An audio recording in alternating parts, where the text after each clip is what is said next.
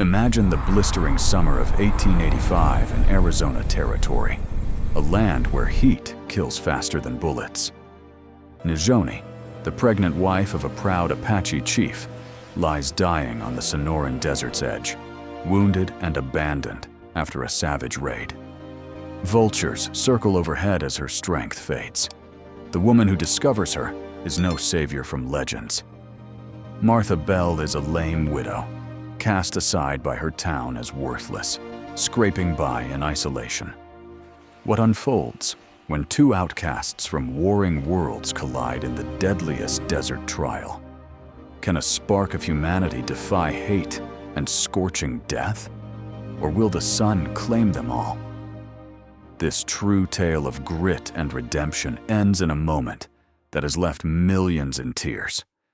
Stay until the final word. It will shatter your heart and restore your faith. If these forgotten frontier stories move you, subscribe now and hit the bell. Comment where you're watching from. I read every one. Let's dive into the burning sands. The merciless sun of the Sonoran Desert beat down like a hammer on an anvil, turning the air into a shimmering furnace. It was the summer of 1885 in Arizona territory, and the heat didn't just burn, it killed, slow and sure, stripping life from anything fool enough to linger exposed. Dust clouds trailed behind the riders as they pushed their horses hard across the arid flats. A mixed band of cavalry troopers and bounty hunters, fresh from raiding a Chiricahua Apache camp. Smoke still rose faintly in the distance from burned wickiups, and the echoes of gunfire had barely faded. They were hunting bigger game, Geronimo's warriors, but they'd scattered one band in the process, driving survivors into the rocks. Among the wreckage left behind lay Nijoni, wife of a fierce Apache chief. Heavy with child in her final month, she had tried to keep pace during the flight, but a stray bullet from the chaos had torn into her side. Blood soaked her deerskin dress, darkening the earth beneath her. The pain was a constant fire, but worse was the thirst. Her mouth was parched, her lips cracked and bleeding. Every breath came shallow, labored. The men who abandoned her weren't soldiers anymore. Not really. They were remnants, mercenaries chasing scalp bounties spilling over from Mexico. One of them, a scarred tracker named Harlan, reined in his horse and looked back. Nijoni had collapsed hours earlier, unable to mount the spare pony they'd offered. "She's done," he spat, wiping sweat from his brow with a filthy sleeve. "Carrying her will get us all picked off." Another rider, a young trooper with fear in his eyes, protested weakly. "We can't just leave her. She's with a child." Harlan laughed, a dry, cruel sound that carried over the baked ground. "Out here? That child's dead already, and so is she if we drag her along. Apaches don't leave their own for nothing. We're doing her a favor putting her out of misery." He drew his revolver, but the captain of the band waved him off. "No shots," the captain growled. "Vultures will finish it. We've got miles to cover before dark, and water's low." He glanced at Nijoni one last time.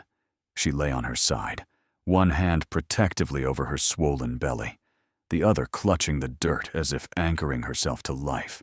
Her dark eyes, sharp even in pain, met his without pleading. Apache pride, unbroken. They rode on without another word. Hoofbeats thundered, then faded into the vast silence. The desert swallowed them, leaving only the wind whispering through creosote bushes and the distant cry of a hawk. Nijoni tried to move. Pain lanced through her side with every shift, fresh blood seeping from the wound. The baby kicked hard inside her, a reminder of why she couldn't surrender. She thought of her husband, the chief, tall and unyielding, leading the warriors in evasion. Had he escaped? Would he circle back? Or was he miles away, unaware? Hours dragged. The sun climbed higher, relentless. Heat waves danced on the horizon, distorting the jagged mountains. Nijoni's vision blurred. She licked dry lips, tasting blood and dust. Water. She needed water. The canteen the raiders had tossed aside lay empty nearby, mocking her. Vultures gathered now, black silhouettes against the blinding sky. They circled lower, patient as death itself. One landed a dozen yards away, folding its wings and watching with beady eyes. Nijoni glared at it, summoning strength to raise a weak hand. Not yet. She whispered prayers in her tongue to the spirits of the land, for her child, for survival. But the desert was indifferent, a killer that claimed soldier and Apache alike. Her strength ebbed with each passing minute. The world narrowed to pain, heat, and the faint rhythm of a tiny heart beating within her.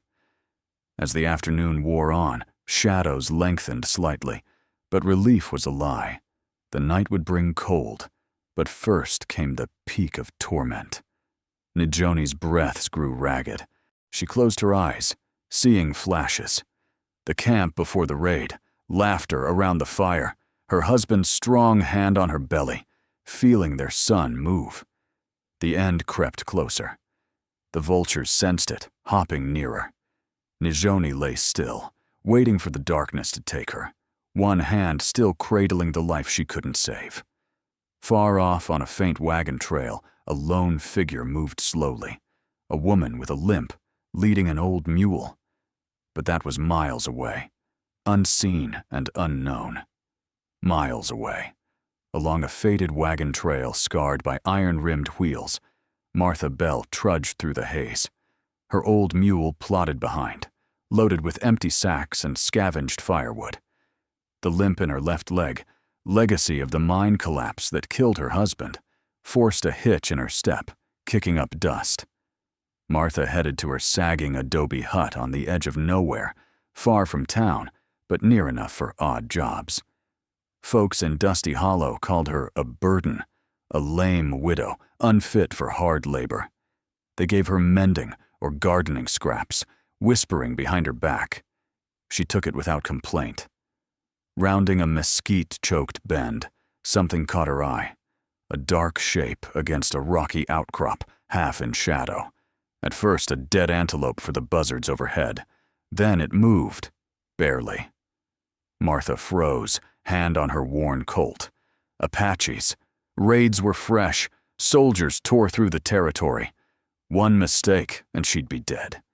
She could ride on, report it in town, let men handle it. But she didn't. Curiosity, or something harder, pulled her closer. She tied the mule and approached, boots crunching gravel. Vultures cried and circled higher. Up close, an Apache woman in deerskin, braided hair matted with blood. Pregnant, belly swollen, bullet wound in her side, crusted dark. Face ashen, chest barely moving. Martha knelt, pain shooting through her bad leg. Pulse weak. Thirst and blood loss. Hiding her meant death. Soldiers shot first. Bounty hunters collected scalps. The town would hang her as a traitor. The trail was empty. No time. Martha worked fast. Rope from the pack, travois from branches, and a blanket. She rolled the woman on, light, wasted away. The mule balked. A tug got it moving. The drag back jarred every rut. Sweat soaked Martha's dress. Her leg screamed. The hut appeared. Low adobe, tin roof, hidden by junipers. Inside the single room, a cot, a stove, and shelves. She dragged the travois in and barred the door. Water from the barrel. Precious. Low. Soaked a rag. Cleaned the wound. Grazed. Not deep. No infection yet. Boiled yarrow and creosote. Brewed tea. Trickled it into cracked lips. The woman stirred, eyes opening. Dark, sharp, wary. Locked on Martha.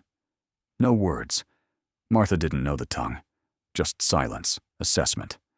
Martha met the stare. Safe, she grunted, pointing to the belly. Miming drink. The woman swallowed. Night dropped cold. Martha fired the stove, crackling filling the room. Bandaged with torn shift cloth. The Apache, Nijoni, watched, hand near a hidden knife.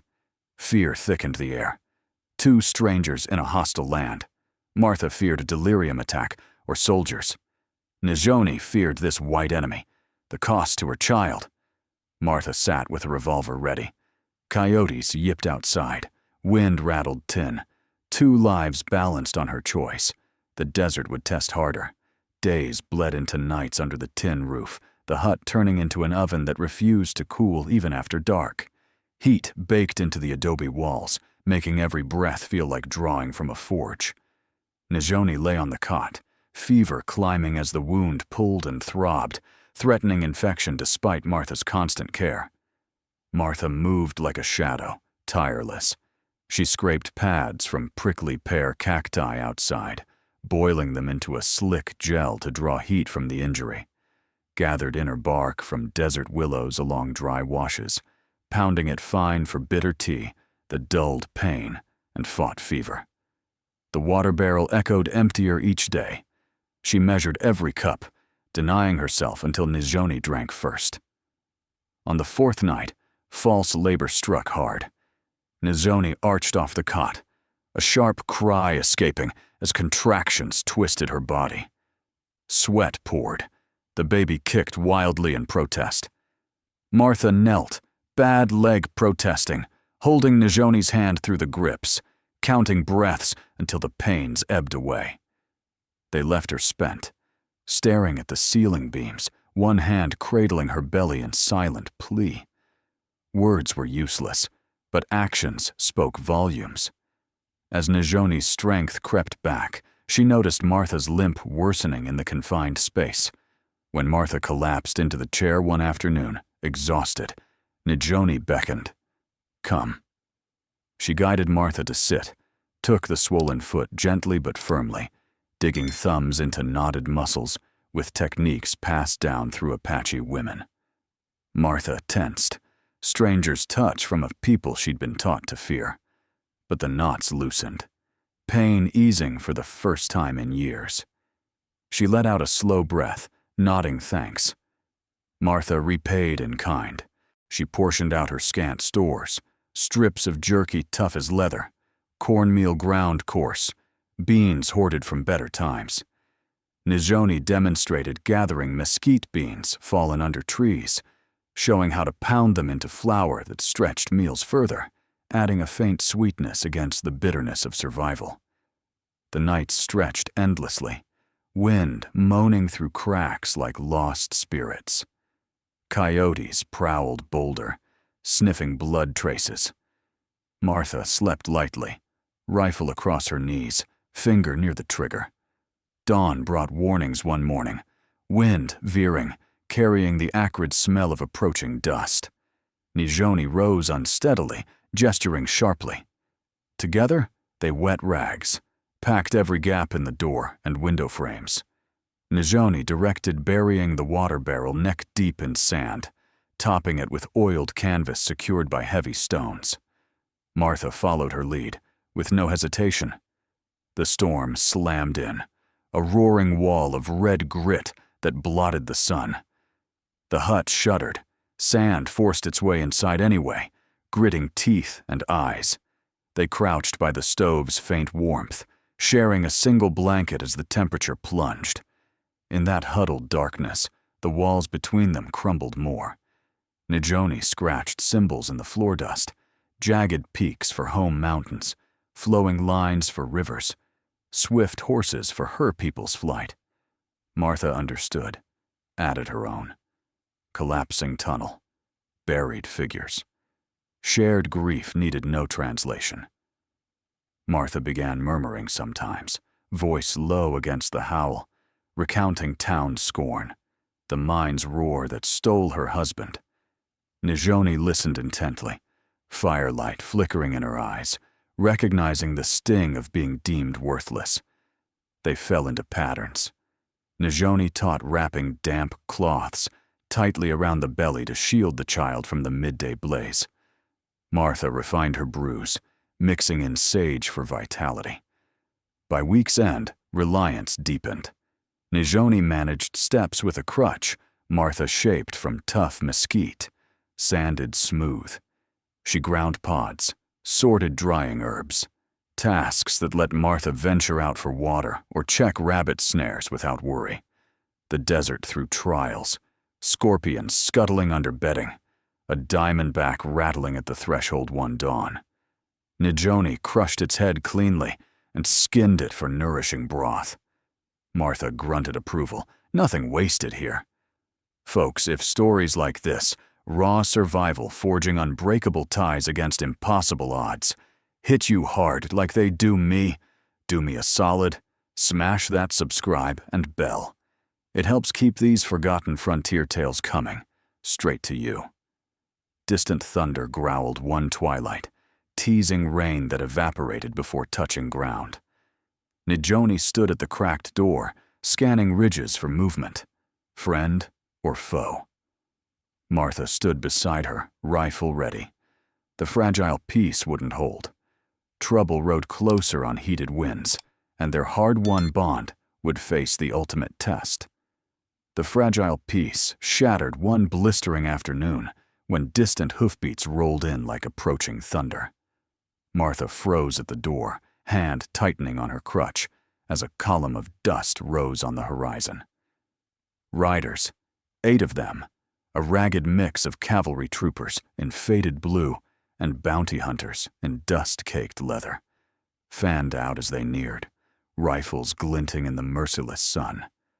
The sergeant leading them was a grizzled veteran, face carved deep by years of frontier war, scar running white across his cheek. He pulled up short in front of the hut, his horse snorting hot breath. "Ma'am," he said, voice rough as gravel. "We're tracking Apache strays from the raid. Tracks point this way. Mind if we look around?" Martha's mouth went dry, but she held ground. "Ain't seen no one, Sergeant. Just me out here."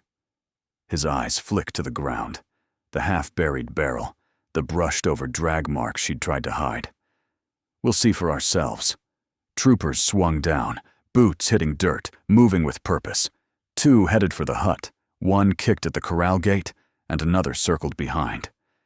Inside, Nijoni heard the voices, felt the vibration of boots.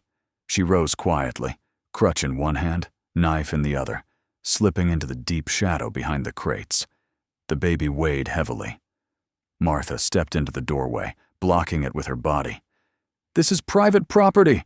You got no call to barge in." The sergeant dismounted, hand on his pistol. "Wartime rules, woman. Step aside." A trooper pushed forward. Martha brought her crutch up sharp, jabbing his chest. He grabbed it, twisting her arm and shoving her hard against the wall. Her bad leg buckled, pain shooting up like fire. "Get your hands off me," she growled, blood tasting in her mouth. The trooper sneered, but the sergeant waved him on. "Inside. Quick."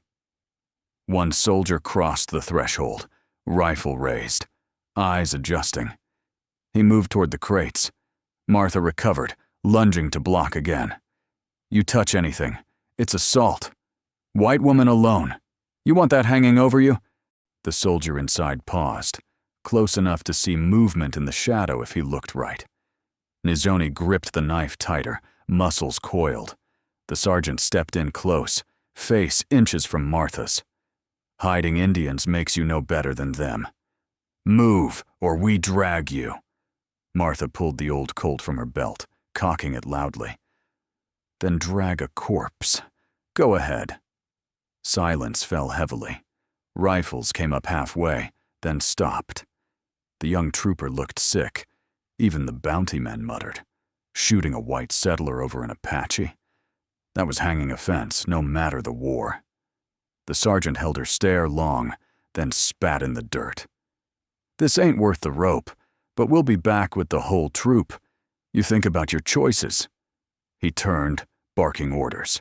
The men mounted reluctantly, cursing low, and rode off slowly, dust trailing like a bad omen. Martha watched until they were specks, then barred the door and slid down it, breathing hard. Her arm throbbed, her lip bled where she'd bitten it. Nijoni came out slow, helping her up, eyes saying what words couldn't. Hours passed tense. Martha cleaned the Colt, loaded extra shells, and kept watch. As night fell cold and star-filled, Nizhoni gasped sharply, doubling over the table. A contraction hit like a fist, then another, close behind. Her water broke, pooling on the floor. The baby was coming. Right now, with riders sure to return under the cover of dark. Martha sprang into action, low voice steady. "Easy. We got this." But the pains built fast. Nizhoni's breaths turning to low moans she fought to silence. Outside, the wind covered sounds, but not all. The night closed in, danger circling closer. The birth and death balanced on a knife edge. Martha wasted no time. She shoved the table against the door for an extra barricade, then turned to Nizhoni, guiding her to the cot with firm hands. "Breathe steady," she muttered, voice low and commanding, cutting through the pain. Nizhoni nodded through gritted teeth, sweat already beating as another contraction ripped in. She gripped the cot's edge, knuckles white, refusing to cry out loud. The wind outside masked what sounds escaped, but riders could return any minute, drawn by lantern light or a stray noise. Martha boiled water on the stove, the pot hissing like an angry sidewinder. She laid out clean rags torn from her last good sheet, a sharp knife sterilized in the flames, and cord from her sewing kit. No doctor for miles, no midwife, just two women against the night. "Push when it comes," Martha said, kneeling despite the fire in her bad leg. She placed her hands on Nizhoni's belly, feeling the tightening and release. Nizhoni bore down hard, face fierce in concentration, drawing on Apache ways, squatting partway for leverage, breathing deep and rhythmic like wind through canyons. Minutes stretched taut. Progress came slowly, the baby's head crowning, then slipping back. Nizhoni's strength flagged. Blood loss from the old wound reopened with the strain. Martha wiped her brow with a damp cloth, whispering encouragement in her rough tongue. "You got iron in you. Don't quit now." Outside, hooves echoed faintly. Patrol circling back. Martha glanced at the door, Colt within reach, but stayed put. No choice. A stronger contraction hit. Nizhoni growled low, pushing with everything left. The head emerged fully, dark hair slick. Martha supported, guiding shoulders free with steady pulls. One more heave, and the body slid out. A boy, small but strong, slick and red. The infant wailed sharply, cutting the tension like a knife. Martha tied and cut the cord quickly, wrapped him in a soft blanket remnant. She cleared his mouth, rubbed his back until cries filled the hut, strong and defiant. Nizhoni collapsed back, chest heaving, reaching weakly for her son. Martha placed him in her arms. Mother and child locked eyes, Nizhoni's fierce pride shining through exhaustion. The baby rooted, latching to nurse, tiny fists kneading. Martha checked the afterbirth, cleaned up fast, burning bloody rags in the stove to hide the smell. Dawn crept gray through cracks, the night riders gone, for now. The desert lay quiet, coyotes silent.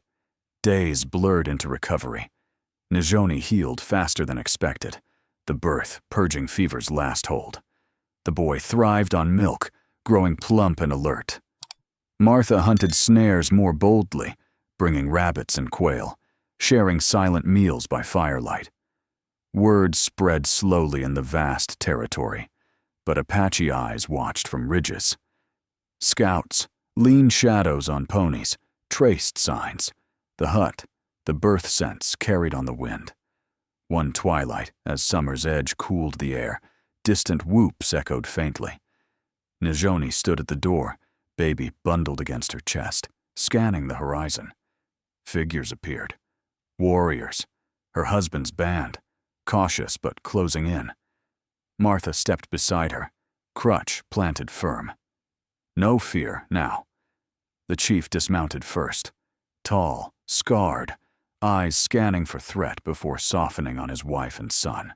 Nizhoni walked forward steadily, handing the child up briefly for his father's inspection.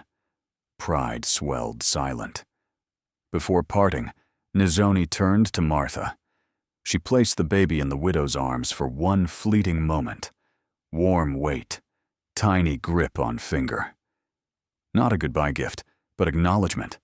Lives intertwined, debts deeper than words. Nizhoni mounted behind her husband, son secured in a cradleboard.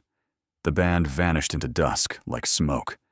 Martha stood long after, but empty and changed. Townfolk noticed later. No more whispers of uselessness. Whispers turned to wary respect. The lame widow who'd faced down troopers.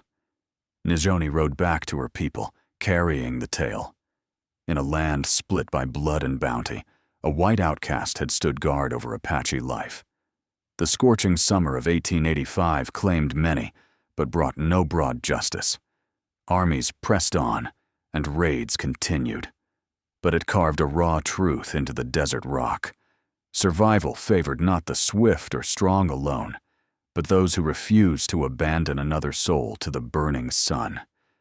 And in quiet nights after, under vast stars, two women far apart knew the bond held, forged in fire, unbreakable.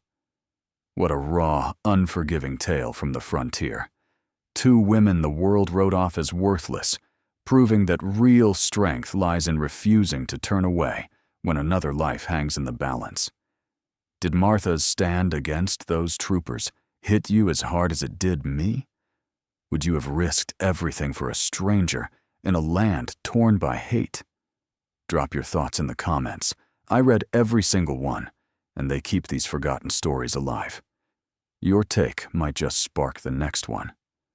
Thanks for riding through the burning sands with me today. If this one stirred something in you, hit that like, share it around, and subscribe so we meet again soon on the trail. Until next time, keep your heart open and your eyes on the horizon. See you in the next tale.